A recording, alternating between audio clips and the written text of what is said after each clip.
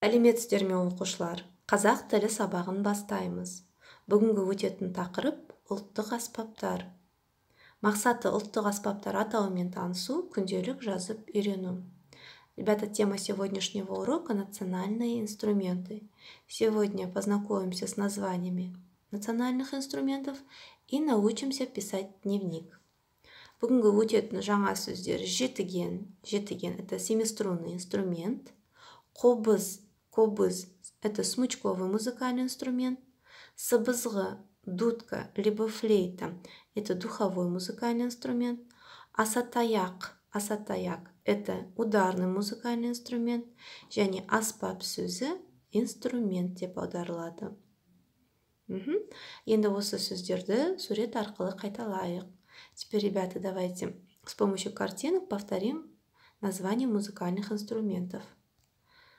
Бірінші дауылпаз, домбыра, асатаяқ, қобыз, сыбызғы және жетіген. Енді осы бір аспапты таңдаймыз да, келесі тапсырманы орындаймыз. Теперь вам нужно выбрать один из этих музыкальных инструментов и написать о нем.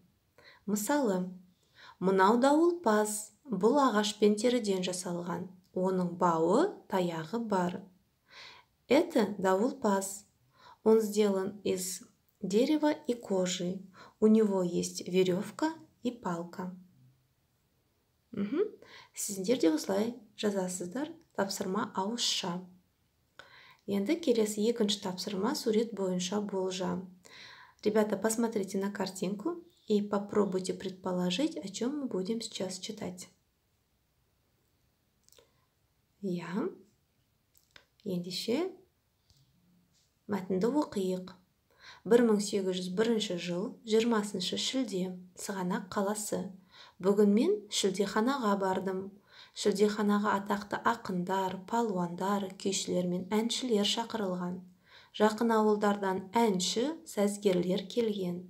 Олар түрлі ұлттық аспаптарда ойнады. Қобыз, сыбызғы, домбыра, жетіген сияқты аспаптардың әсем сазына таң қалдым. Мен де өнер көрсеттім. Ақшабай маған күміс теңге берді. Иә, қала тұрғындары жомарт, әрі қонақжай.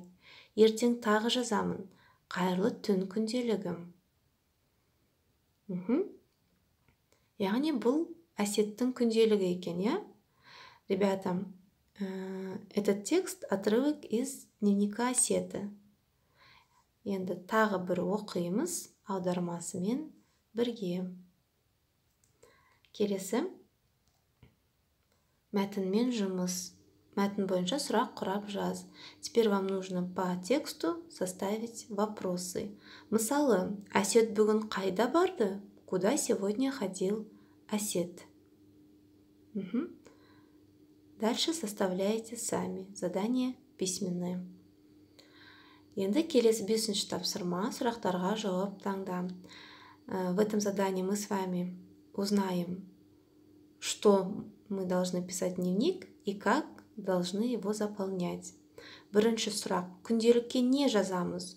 Что мы пишем в дневник? Екінші, күнделікті қалай жазамыз? Как мы пишем дневник? Здесь даны ответы.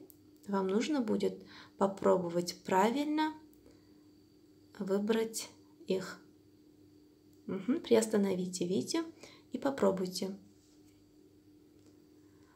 Теперь давайте проверим ваши ответы. Күнделікке не жазамыз? На вопрос, что мы пишем в дневник? Вариант. Алдымен уақыт көрсетіледі, содан соң мәтін жазамыз. Сначала указывается дата, потом пишем текст. Да? Еще что мы пишем в дневник? Күнделікке маңызды оқиғаларды жазамыз. В дневник мы пишем важные истории, да, важные события. Және тағы да не жазамыз? Күнделікке ерекше күнді жазамыз. В күнделік мы пишем, то есть в дневник мы пишем особые даты. Келесі күнделікті қалай жазамыз? Теперь на вопрос, как мы пишем дневник?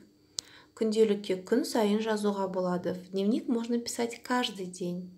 Және де менің ойымша күнделік жазудың ережесі жоқ. По-моему, нет особо правила правописания дневника.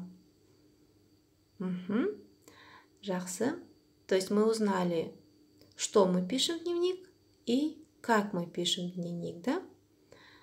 Теперь үй жұмысы 6-шы тапсырма. Кеше не істедің? Сұрағы бойынша күнделікке жазамыз. Ребята, вам нужно будет написать ответ на вопрос, что ты вчера делал, по формату дневника. И записать его в тетради. Енді сабағымыз аяқталды. Сау болыңыз.